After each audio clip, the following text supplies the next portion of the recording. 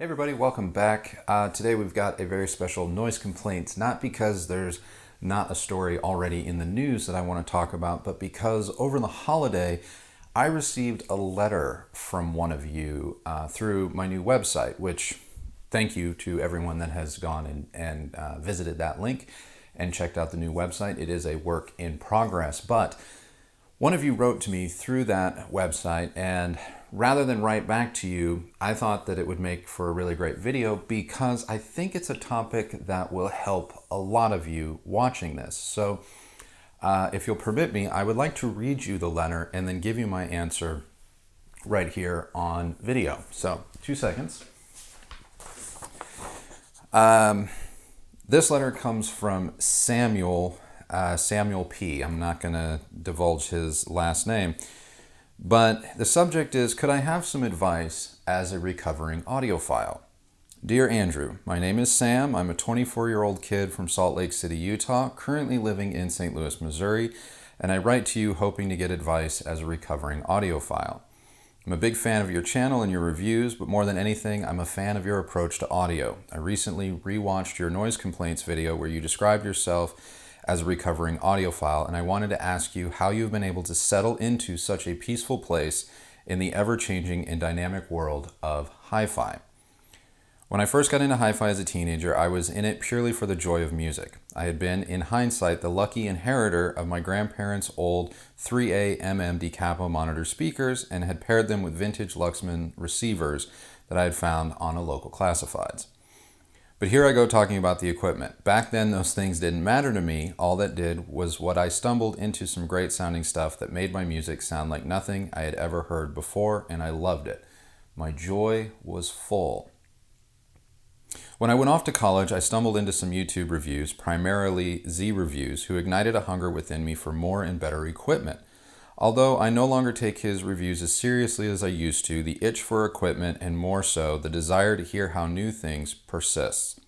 Since that point, I have spent thousands of dollars chasing sound that I know I will never find, often growing bored of the components in my system after several months after I had promised myself that this would be the end. I'm tired of all of this. I simply want to sit back and enjoy the music like I once did, and I'm making subtle changes in my music life to achieve that. I'm trying to adopt a similar viewpoint to you by shifting my mindset to spending money on records and music, streaming services, so that I can actually listen to music rather than a new set of speakers or an amplifier. But this is hard, and in order to do this, I feel the need to simplify the equipment in my life, choose my favorite pieces, and say goodbye to the rest. Any words of advice that you could share with me as I try to make this step into enjoying the music again? I feel as if I am addicted to this audiophile equipment-based mindset and really, really wish to change. I hope to again find that joy I had as a teenager. Thank you for any and all help, Samuel. Well, first of all, Samuel, thank you so very much for writing this. I'm sorry it is taking me about a week to answer you, but like I said, I wanted to answer you on video. So I have 3 pieces of advice as it relates to this particular topic. And number 1 is, I think a lot of people need to understand something about YouTube, AV publications, this channel, just everything that you see. I've been an AV journalist for going on close to 20 years now. I started in print, writing for several magazines. I still currently freelance for several online publications, and then obviously I run this channel as well. And the number 1 thing that I think a lot of people need to realize is, despite what I think a lot of people say, especially AV journalists, publishers, things like that, a lot of people say that we are a resource. We are a guide, if you will, a way to learn about products and educate yourself. I don't think that this is untrue, but I think more than that, or first and foremost, I think it's easier and more helpful and maybe even healthier if you consider reviews, articles, publications that aren't, say, the news to be entertainment.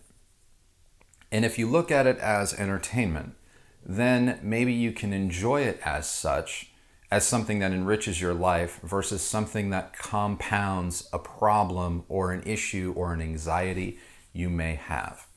Because I think a lot of people, and I'm only going to speak from personal experience, my own, and then what I kind of perceive some of you who watch this channel as taking away from it, is you'll see me review a product, let's say a turntable, and I am very happy with that turntable. I even may say, if you're in the market, this is something you might want to take a look at. And then the following week, I review another turntable. Maybe it's a little bit more expensive, maybe it's cheaper, maybe it's the exact same price, but I too like that turntable. And so maybe you're left with being confused, like, well, which one should it be? And in reality, we live in a time and we live in a world where everything is just kind of awesome. We live in a time where it really does come down to not that product A is demonstrably better than product B, but really they're both good. It just comes down to, like, you know, what speaks to you. And it can be a finish, it can be a brand loyalty, it can be any number of things. But more importantly, I just think that if you take every review as something that you need to consider purchasing, rather than you're just into the hobby, and this is your way of engaging in the hobby, this is your way of maybe learning about, seeing, and vicariously living through another to experience a product, i.e. for entertainment value, then I do think that things like publications and YouTube and myself and other channels really that take some of that stress off yourself and can be a lot more fun and less dire and less make or break. I know several of you have written me in the comments or through private message on other social media saying, oh my God, I just bought this product based on your review, and now you're saying that this is better. Understand, something better will always come along. We live in vastly, rapidly advancing times. But that doesn't mean that something that came out last year or the year before, even 10 years ago, is bad. It's just, this is new. And understand that just like buying cars, like new cars are released every year, every couple of months. New cameras, if you're a Sony fan, are released every 3 to 6 weeks. It doesn't mean that what you bought 6 months ago is irrelevant. And if you kind of take the approach to channels like this as entertainment and you just use it as a way of like, oh, cool, that's neat. I love, you know, it was cool to get to see that. And maybe down the line, this is something that I will get to purchase, or I'll decide for myself as something that I want, then they can be helpful and they can be guides. But all too often, as I've said in a prior video, I think people view some of this stuff not from an entertainment standpoint. And I don't even think that they view it so much through an educational standpoint as they do a validation standpoint. And it's like, what team am I on? And I really think that breaking down the megaphone, if you will, in this hobby, or any hobby really, and deciding for yourself how you want to interpret that megaphone is step one. Because I think once you master that, once you get over that hurdle of all of this needing to be critical or crucial or important, instead of just, I like spending a little bit of time and getting involved with the discussion that we promote on this channel, or that this product brought out in the review or whatever, and it becomes more or less like, did I make the right decision? Or am I buying the right thing? Is someone going to think that I bought the wrong thing? You got to treat it more like entertainment and less like a validation, I think, is step one in adopting a more kind of healthy relationship with this hobby or any hobby. Which goes to topic number two, which is, everything really does sound good now. it is possible to have a truly high-end experience for hundreds of dollars. It doesn't require thousands anymore. And the people that kind of latch on to that thinking, that latch on to that need that everything has to be expensive in order to be good, or everything has to be well reviewed in order to be good, it's a dated mindset. And then I would also question, well, what is that person's motivation?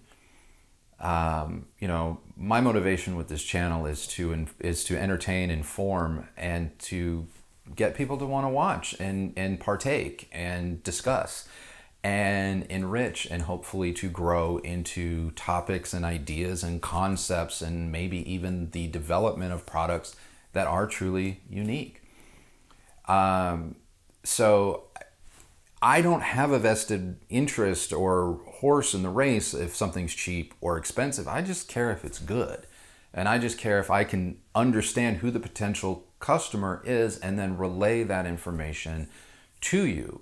And obviously, if something is $20,000, yeah, I expect it to be amazing. And I also expect that audience to be incredibly, incredibly limited.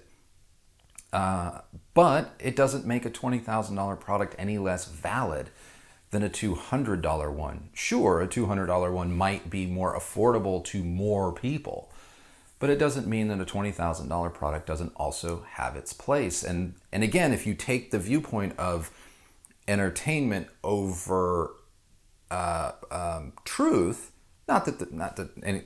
truth is the absolute wrong word to use in this case.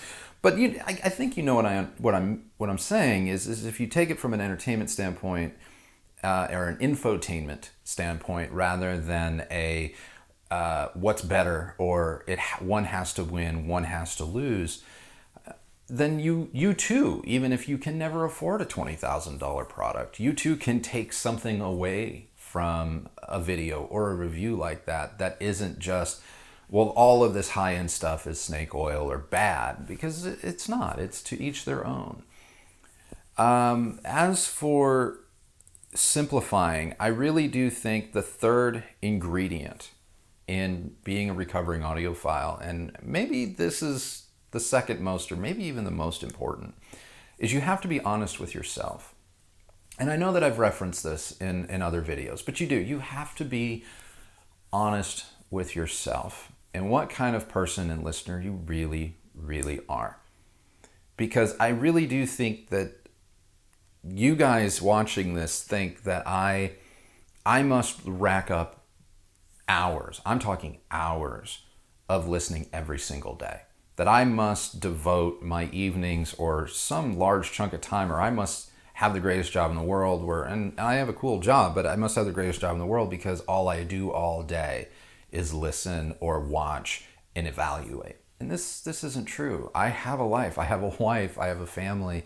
We have a dog. I do my best to do 10,000 plus steps of exercise a day. I run a commercial videography business. I edit wedding films all day long. I edit client videos all day long. So at the end of the day, if I get an hour tops where I can really sit down with like a glass of water or maybe a glass of wine and listen, that's a good day.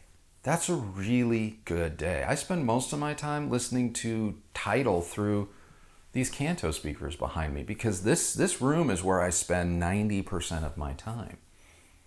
And so I think a lot of people aren't honest with themselves about what it is that they actually use, do, and therefore need with respect to their systems. And I think once you get over the fact that it's okay, you can still be an audiophile and listen to music critically, or appointment listening or appointment viewing if you're a videophile. It's okay, you can still be that and only listen or use your system but a couple hours a week. You don't have to be like 6 to 8 hours. I think a lot of people really do think that this stuff is people sit and listen with their eyes closed and this and that, when in reality, some of the nicest systems I have ever heard in my life, I've heard while standing in a kitchen, making dinner, or had in the background during casual conversation, or some of the best TVs ever are relegated to playing, cable news or sports while you do other things. It's important to make time and sit and listen critically and do those things, and really listen to an artist's or director's intent. But at the same time, it's not all you can do. Everyone has a life. And so if you're a person that's like, look, I probably am only going to get 3 or 4 hours a week to really be critical of what I'm listening to, then spending 5-6 figures on a system, $10,000, $15,000, $20,000 on a system is not money well spent. It really isn't. You're likely not going to rack up the usage that warrants spending that kind of money. And so maybe your budget needs to be in the few thousands of dollars, or maybe even just a couple $100. And understand that, yes, maybe you can hear the difference between a couple $100 and a couple $1,000, and you would know and appreciate that higher end gear. But you also have your priorities straight. And it is possible that you can be a full-fledged diehard audiophile with a $1,500 system and frequent channels like this and read all the publications and be informed and entertained by all of the new tech, but know and be comfortable with the fact that you don't necessarily have to panic or stress over being able to afford it. And so those are the 3 things that I really think everyone needs to sit down and ask themselves is, number 1, how do you view this content? When you get your magazine in the mail, or you log into your favorite website, or you watch your favorite YouTuber, how do you ingest that? Do you sit down and it's just you're getting to spend time with someone whose opinion sparks thinking or conversation, and therefore you like conversing back and forth, you like getting into the conversation in the comments, or you like just letting that be something that starts an interest or a conversation amongst friends, or you just watch it and enjoy it the same way that you would a sitcom. This is your sitcom, if you will. It talks to you and the interests that you have, and maybe down the road it leads to a purchase or something like that, but it's not the end-all be-all. That's number 1. Number 2 is understanding that we live in a time where everything is relatively awesome. And being okay with everything being relatively awesome and not having to necessarily pick sides. Yes, there are going to be things that are better than others, sure, but that's okay, and that's also to be expected. And number 3, be honest with yourself about what kind of listener you are and what kind of viewer you are. I mean, viewer, if you don't watch movies, don't buy a home theater, don't build a home theater. If you've never even owned a Blu-ray and you just have your DVD collection and you watch on your laptop, don't stress about buying a home theater. You won't enjoy it. You won't get anything out of it. And same thing for, audiophile systems. If you're interested in vinyl, but you've never listened to vinyl records, you've never owned vinyl records, you don't really know anything about vinyl records, don't spend a lot of money on vinyl equipment. Get what you need to get started, and then amass a collection of music first and see how you like it. You may buy 20 records and realize you never listened to them, and Spotify or Tidal or something is where it's at for you. In which case, you may end up selling your vinyl equipment and your record collection and just sticking to streaming. And that's fine. And be okay with that, because there's nothing wrong with that. And so be honest with yourself. That's number 3. And then number 4, as a bonus, if you are going to spend money, spend wisely. Spend on products that are going to last. I argue spend on speakers. Maybe, spend on speakers, spend on amplifiers. Don't ever spend on preamps. Don't ever spend on DACs. Don't really spend on sources. You can spend on a turntable, sure, because you can upgrade a turntable, but over time, preamps change. I mean, how many people bought thousands of dollar preamps pre-HDMI? How many people have bought thousands of dollar preamps post HDMI only to have HDMI continue to change? This is why I can sit there and in a video say, this preamp is awesome, this TV is amazing. You know, and if you have the means and it's of interest to you, you should check it out. And if you're in the market and that's what you want, then buy it. But I own a Hisense, $400 or $500 Hisense.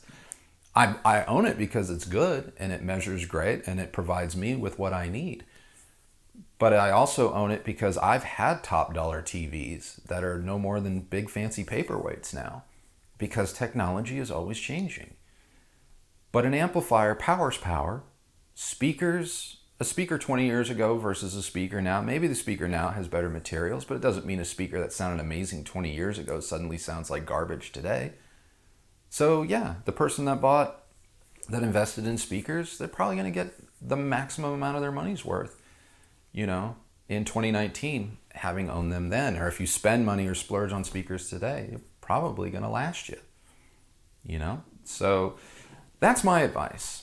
That's my advice. And that's what I wanted this episode to be about. Not a rant, not a rave, something I hoped would help you. And to Samuel, thank you so much for your letter. I hope my answer was sufficient.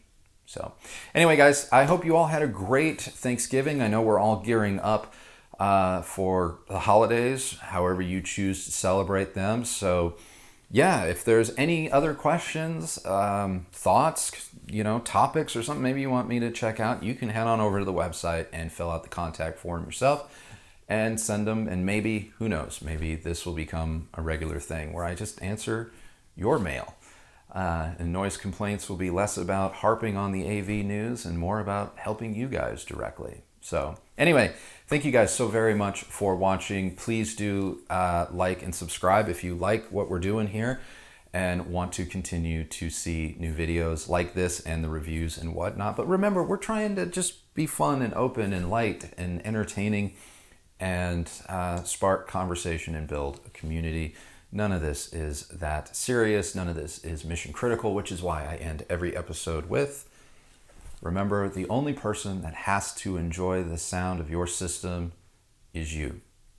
So happy listening, everybody. And until next time, thank you for watching. Bye.